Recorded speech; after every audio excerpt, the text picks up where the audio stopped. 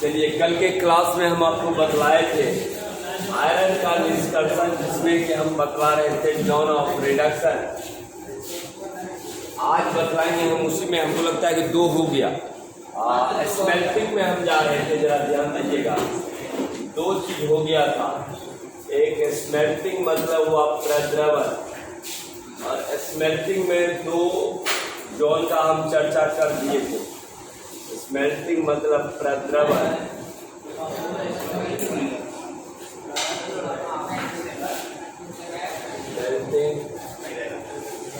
प्रद्रवन, और इसमें हम 2 जॉन का चर्चा कर चुके थे। और कौन सा?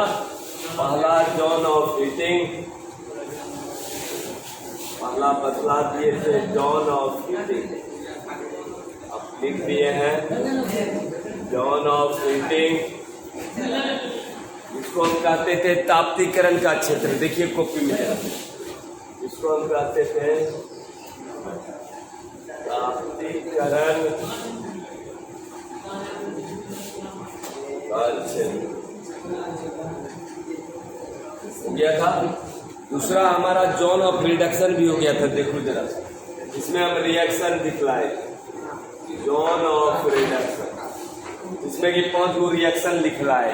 ठीक है, लिखना नहीं, जॉन ऑफ रिडक्शन ये भी हो गया था। तो था आपका अवकरण का क्षेत्र, अवकरण का क्षेत्र, ये भी मेरा हो चुका था। चलिए, आज हम डिस्कस करेंगे, हेडिंग डालिए जॉन ऑफ स्लैग फॉर्मेशन, जिसका टेम्परेचर कितना था देखो तो जरा सा, 900 से 1200। चलिए, तीसरा डालिए जॉन ऑफ स्लैग फॉर्मेशन, धातु मल का क्षेत्र। ये दोनों हो चुका है, ये आपका कंप्लीट, ये भी आपका कंप्लीट, ये हो चुका है, ये हो चुका है। सही है। अब हम तीसरा जॉन की तरफ बढ़ते हैं, वो है जॉन ऑफ स्लैग फॉर्मेशन, धातु मल का क्षेत्र।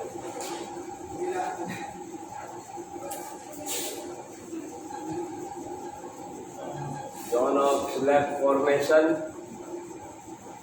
इसको हम कहते हैं धातु मल का क्षेत्र।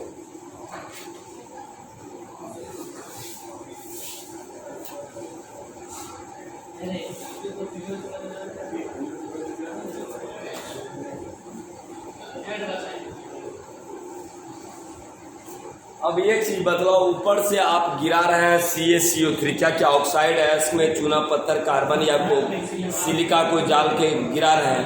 तो इस जॉन का टेम्परेचर देखिए लिखा है 900 से 1200। टेम्परेचर, इस जॉन का टेम्परेचर आपका होता है 900 से 1200 डिग्री सेंटीग्रेड। सही है। और इस तापक्रम पर होता है क्या, धातुमल बनेगा। तो बतला रहे लड़का लोग, आप चूना पत्थर भी डाले हैं, तो चूना पत्थर सबसे पहले टूट जाएगा CaO और CO2 में, ये आपका टूट गया।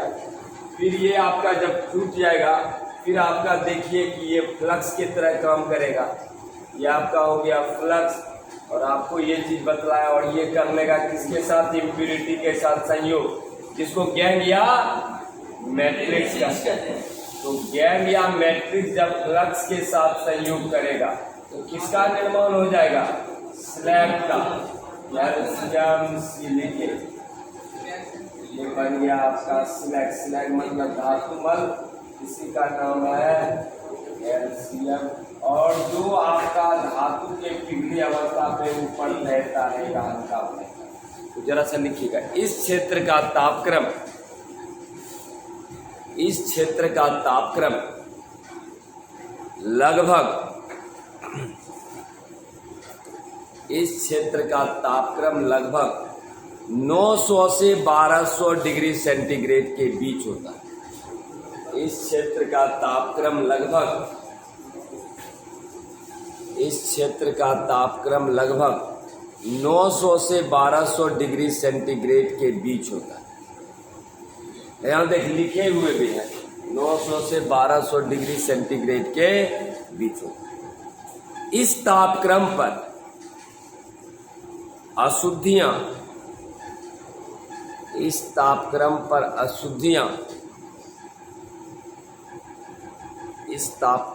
अशुद्धियां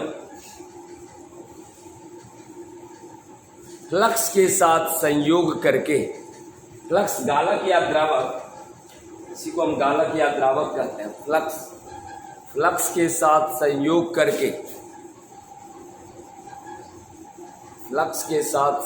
करके धातु मल का निर्माण करता है। फ्लक्स के साथ संयोग करके धातु मल का निर्माण करता है। फ्लक्स के साथ संयोग करके धातु मल का निर्माण करता है। देख लिया? चल रिएक्शन दे दीजिए तो जरा सा, ये जो हम रिएक्शन दिए हैं उस रिएक्शन दे दीजिए।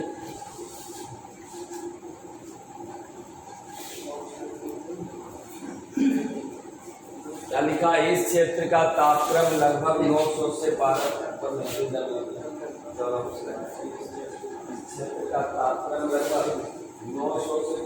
डिग्री सेंटीग्रेड के बीच होता है। इस तापक्रम पर अशुद्धियां फ्लक्स के साथ संयोग करके धातु मल का निर्माण करते हैं।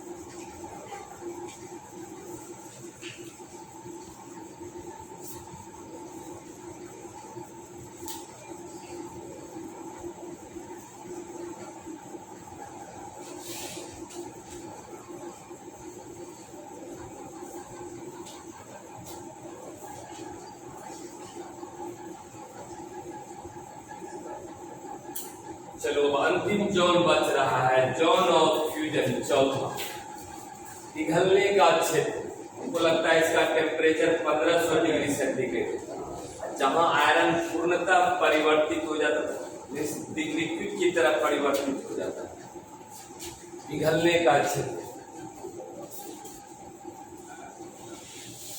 चलिए अब अंतिम जोन पे चलते हैं। तो ये था जोन ऑफ स्लैग फॉर्मेशन। अब अंतिम हम चल रहे हैं जोन ऑफ फ्यूजन।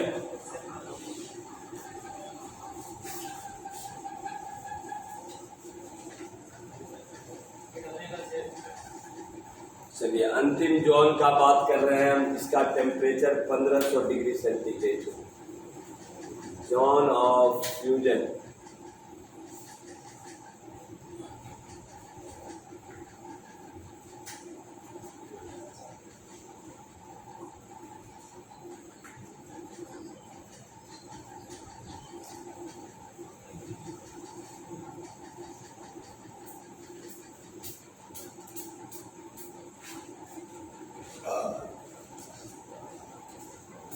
इस क्षेत्र का तापक्रम कितना? 1500 डिग्री सेंटीग्रेड।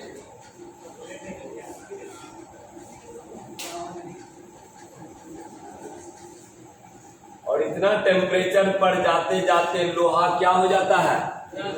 द्रव रूप में परिवर्तित हो जाता है और अशुद्धियां इसके ऊपर तैरती रहती हैं।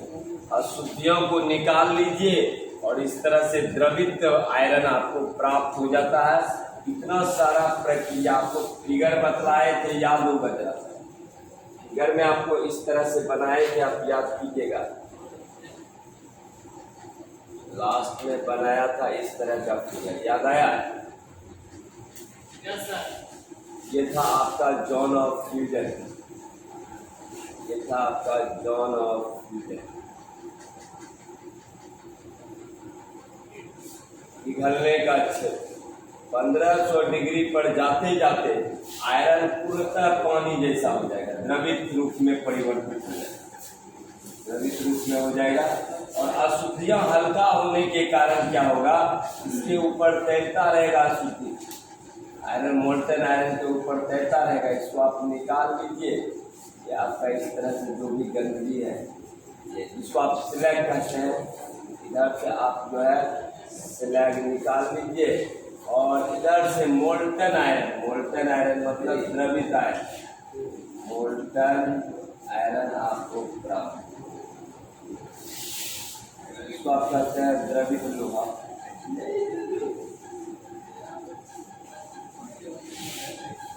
तो इस क्षेत्र का तापक्रम, इस क्षेत्र का तापक्रम, इस क्षेत्र का तापक्रम लगभग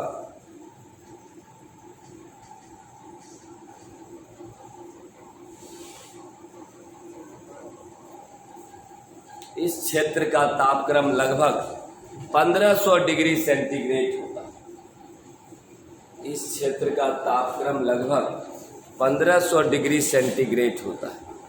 लिख लिया? इस क्षेत्र का तापक्रम लगभग 1500 डिग्री सेंटीग्रेड।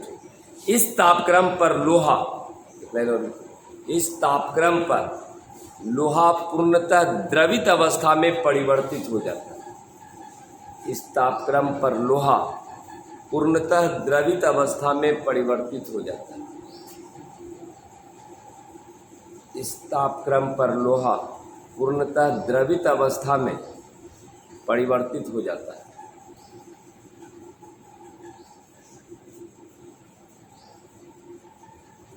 इस तापक्रम पर लोहा पूर्णतः द्रवित अवस्था में परिवर्तित हो जाता है तथा अशुद्धियां इसके ऊपर तैरती रहती हैं, तथा अशुद्धियां इसके ऊपर तैरती रहती है, तथा अशुद्धियां इसके ऊपर तैरती रहती है।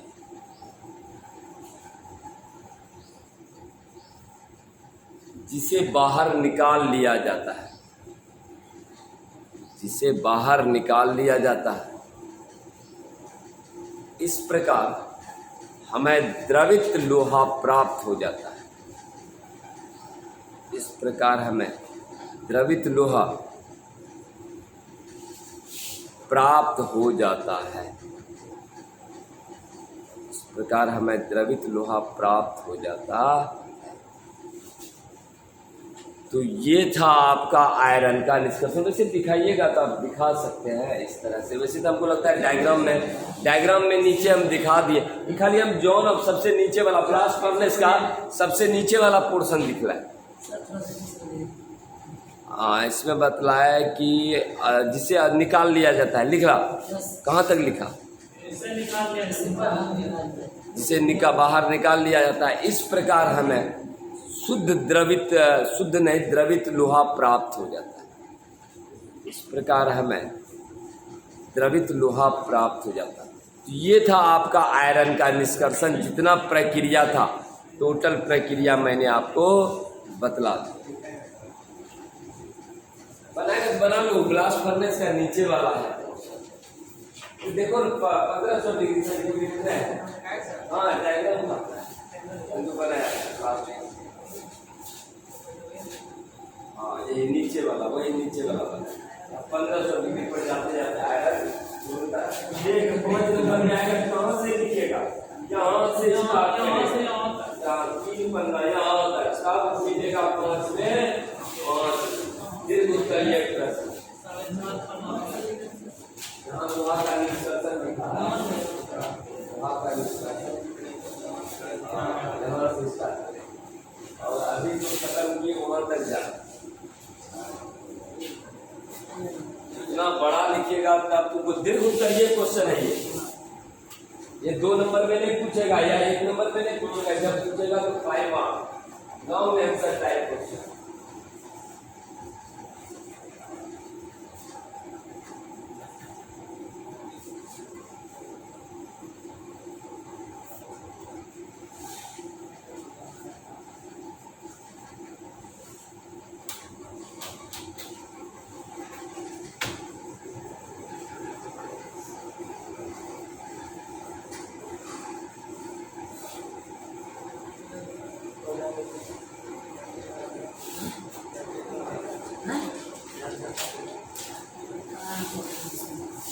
क्या वो निष्कर्षण खत्म हो गया? दो, एगो जिंक का और एगो दो बच रहा कॉपर और चल रहे। हेडिंग डालो एक्सट्रैक्शन ऑफ कॉपर।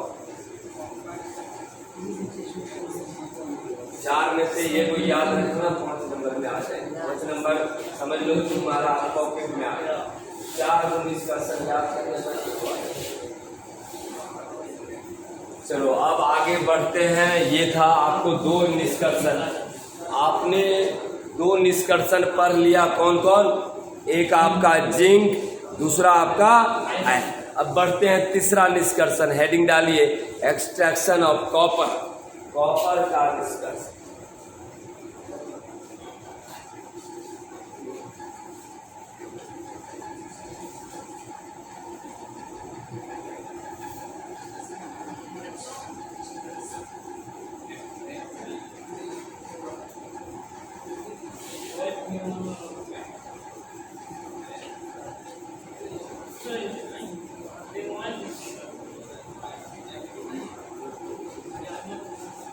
डालिए तीसरा निष्कर्षण है वो है आपका एक्सट्रैक्शन ऑफ कॉपर।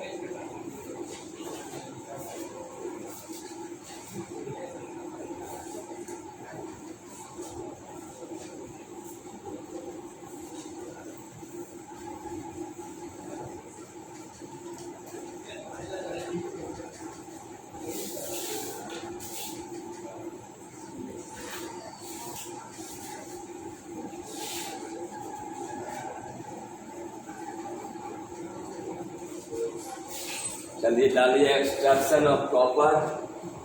कॉपर का निष्कर्षण।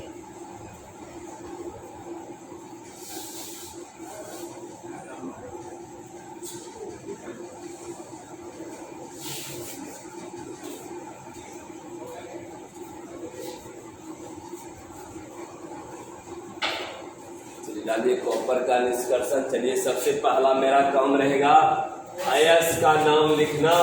कौन कौन सा इसका मुख्य अयस्क है?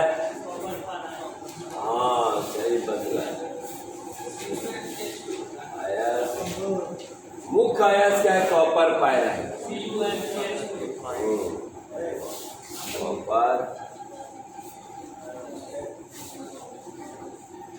याद रखिएगा फॉर्मूला भी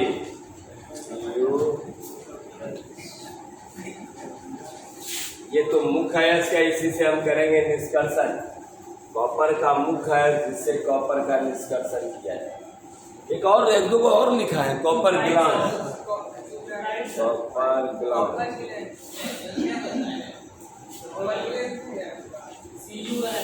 Cu2s क्यूप्राइड।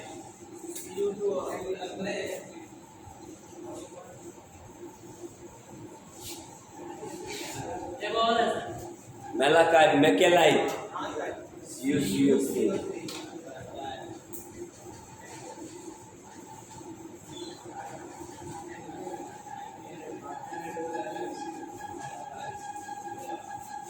लेकिन मुख्य अयस्क आपका जब आपने अयस्क का सिलेक्शन कर लिया, लिखिए अयस्क का नाम लिखो, लिखते भी चलो ये एकदम।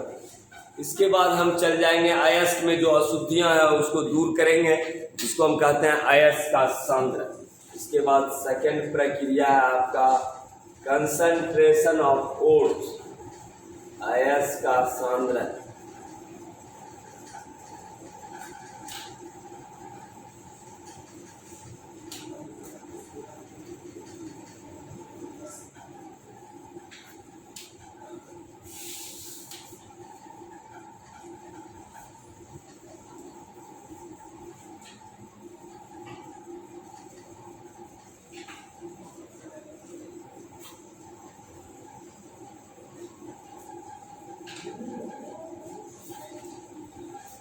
दूसरा प्रक्रिया।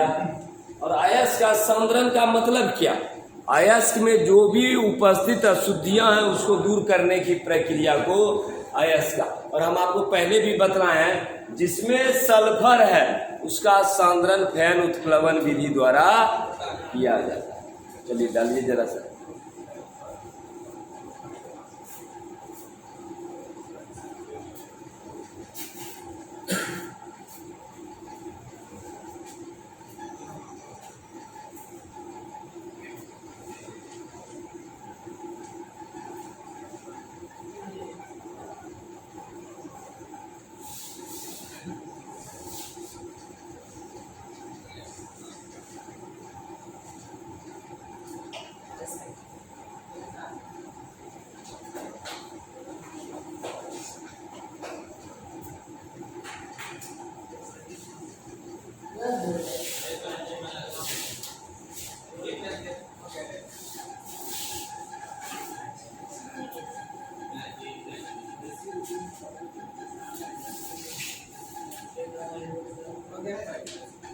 लिख लिया।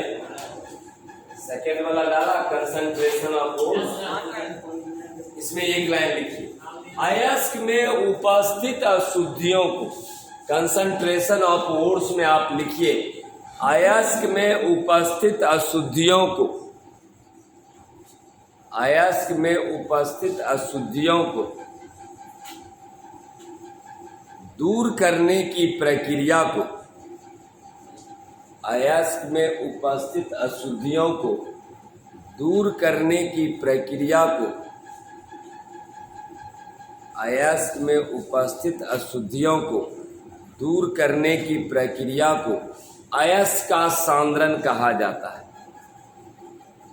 अयस्क में उपस्थित अशुद्धियों को दूर करने की प्रक्रिया को अयस्क का सांद्रण कहा जाता है।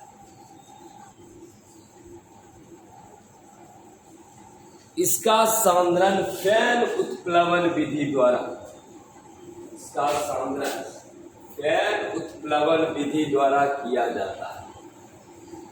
इसका सांद्रण फैन उत्प्लवन विधि द्वारा, इसका सांद्रण फैन उत्प्लवन विधि द्वारा, इंग्लिश में जानता है फ्रॉथ फ्लोटेशन प्रोसेस।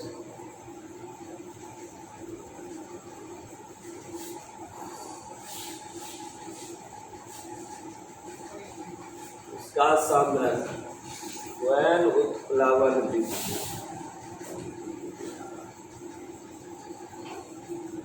इसका सांद्रण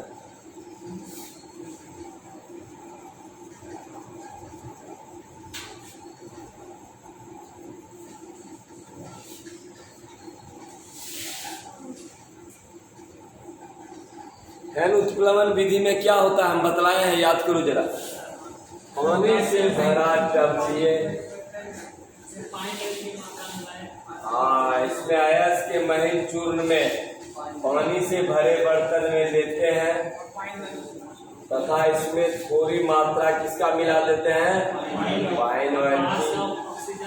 हाँ, ऑक्सीजन हवा का प्रवाह अंदर भेजा जाता है और ऐसा करने से क्या होगा, आग अयस्क के साथ ऊपर चलाएगा, इसको आप बाहर निकाल लीजिए। इस तरह से आपको शुद्ध अयस्क प्राप्त होगा। मुझको लगता है बहुत बार बनाए हैं आप ये वाला।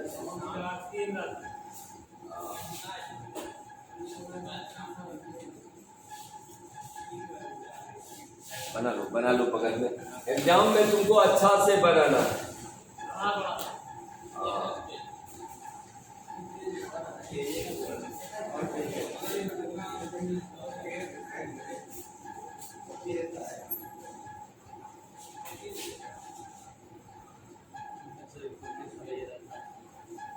इसके बाद हम चले जाएंगे रोस्टिंग में।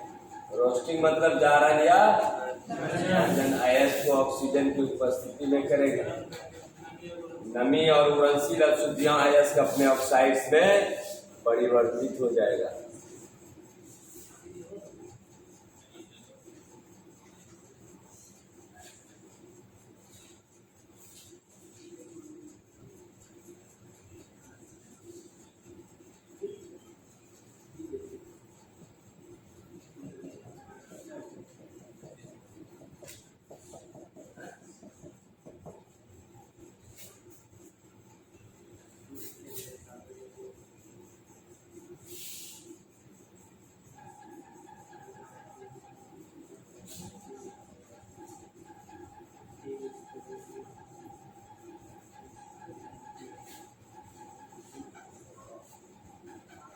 और इसी को हम कहते हैं फैन उत्प्लवन विधि, फ्रॉथ फ्लोटेशन प्रोसेस। यानी अयस्क के महीन चूर्ण को पानी से भरे बर्तन में लिए, उसमें थोड़ी मात्रा पाइन ऑयल की डाल दिए और जैसे हवा का प्रवाह अंदर भेजा जाएगा, अयस्क झाग के साथ ऊपर चलाएगा और झाग को निकाल कर हम सुखा देंगे। झाग खत्म हो जाएगा और इस तरह से प्योर अयस्क, शुद्ध अयस्क हमको प्राप्त होता चला जाएगा। और इसी विधि का नाम है फैन उत्प्लवन विधि, क्रॉस फ्लोटेशन प्रोसेस। हाँ, तब एग्जाम में अच्छा से बनाएगा। दिखाइए क्या भाषा तो पहले से, खाली डायग्राम बना दो, भाषा तो हम पहले भी दिखा देते, वहां से आप लिख लीजिए।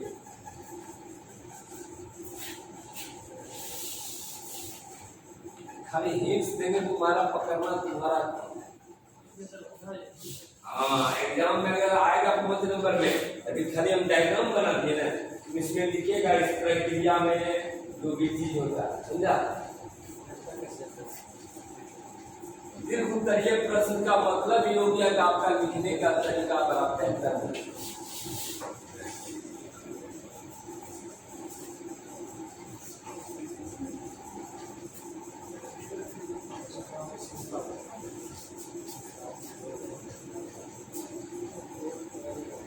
पाइन ऑयल लिखे हैं, pine oil, oats plus water plus pine oil.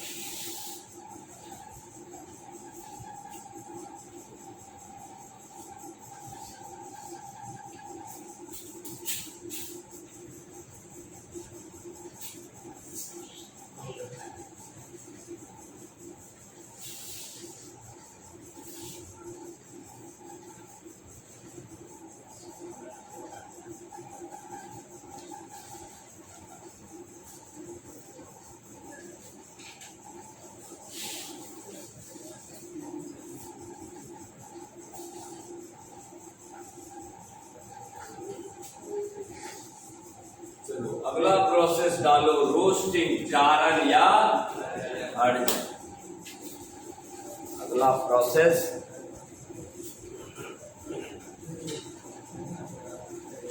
Concentration of oats के बाद हम चले जाएंगे जारन या भर्जन।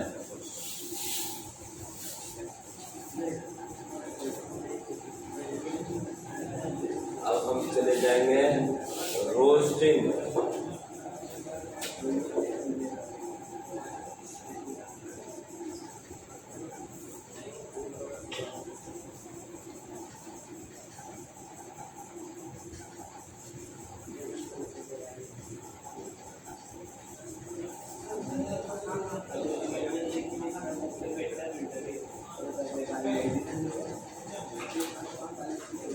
और जारन या भर्जन तो हमको लगता है तुम लोग समझ ही रहा है, पहले भी लिखा है, तो जरा लिखो। इस प्रक्रिया में अयस्क को ऑक्सीजन की उपस्थिति में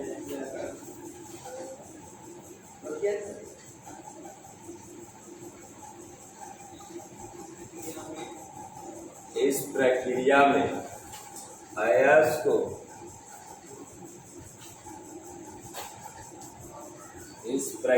में अयस्क को ऑक्सीजन की उपस्थिति में गर्म किया जाता है। इस प्रक्रिया में अयस्क को ऑक्सीजन की उपस्थिति में गर्म किया जाता है, जिससे इनमें मौजूद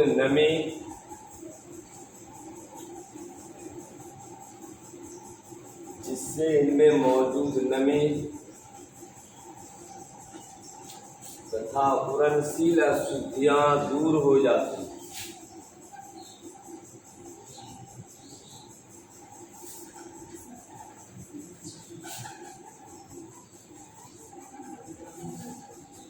घुलनशील अशुद्धियां दूर हो जाती हैं तथा अयस्क अपने ऑक्साइड्स में परिवर्तित हो जाता है। इस प्रक्रिया में अयस्क को ऑक्सीजन की उपस्थिति में गर्म किया जाता है, जिससे इनमें मौजूद नमी तथा उड़नशील अशुद्धियां दूर हो जाती है तथा अयस्क अपने ऑक्साइड्स में परिवर्तित हो जाता है तथा अयस्क अपने ऑक्साइड्स में परिवर्तित हो जाता है।